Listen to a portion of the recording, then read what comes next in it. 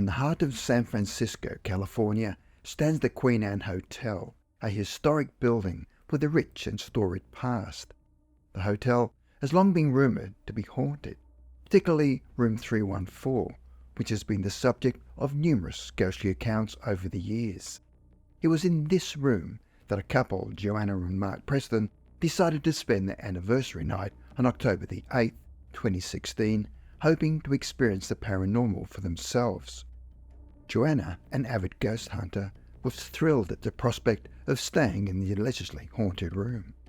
Upon their arrival, the couple engaged in their usual routine, chatting with the hotel staff about their experiences, exploring the premises, and conducting baseline EMF, that is, electromagnetic field, readings in the bedroom. They meticulously checked the locks, walls, etc., in order to rule out any material explanations for any potential paranormal activity they might encounter. The Prestons had also booked a ghost tour of the area, which began in the hotel lobby. When they spoke to the tour guide, he mentioned that he couldn't take the group into room 314 as it was currently occupied. Joanna and Mark excitedly revealed that they were the guests staying in the room, and the tour proceeded to their bedroom.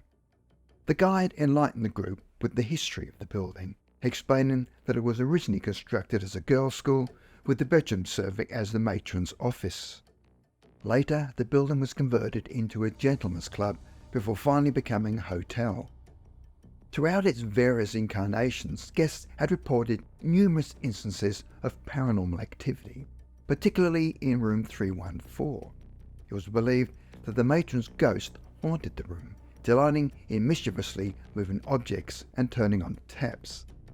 Intrigued by the stories, Joanna and Mark decided to set up trigger objects in the room, spreading makeup powder around them to track any potential movement.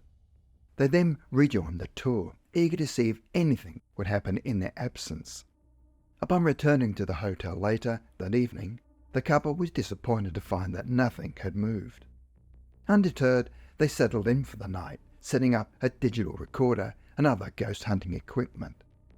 Mark fell asleep on the left side of the bed, while Joanna sat up on the right, testing an app that another tour member had told her about that supposedly detected ghosts by manipulating the phone's sensors. After some time failing to get the app working, at around 3 a.m, Joanna decided to call it a night. She carefully placed their phones side by side on the corner of the sturdy marble table beside the bed, with her phone encased in a heavy-duty silicone case designed to prevent slipping and sliding. Mark's phone, on the other hand, was in a slick hard plastic case that provided little protection against sliding. Joanna turned off the lamp and lay down, but just as she was getting comfortable, she remembered that she hadn't checked their reservation for the following day.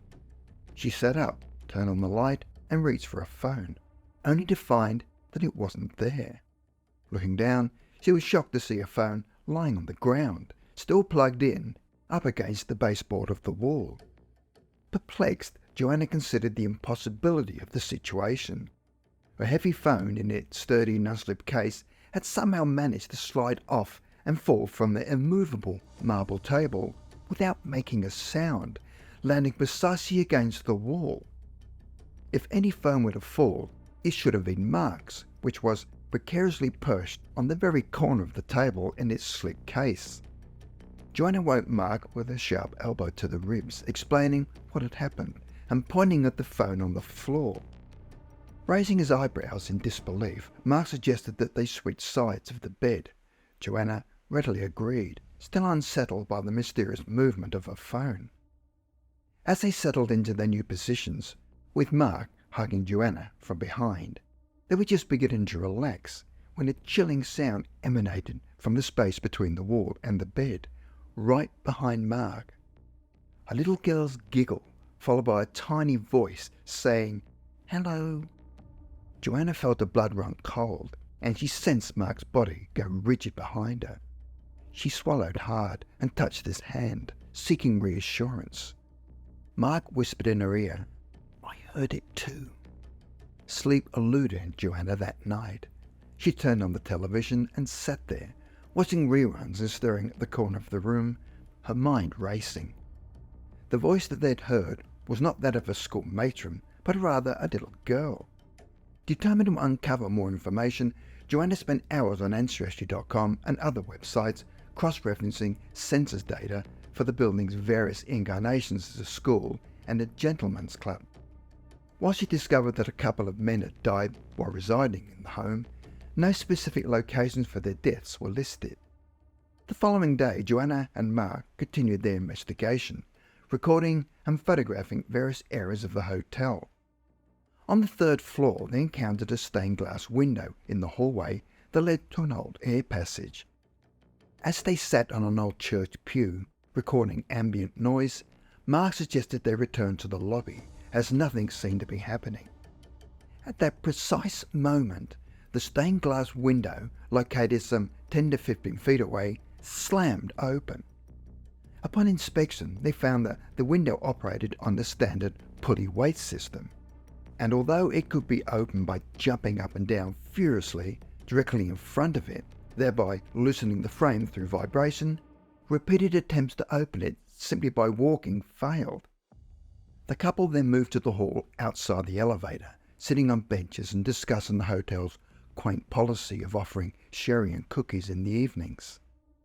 As Joanna expressed her desire to partake in tradition before leaving, the elevator door suddenly opened, despite the button never having been pressed or any indicator signaling its arrival.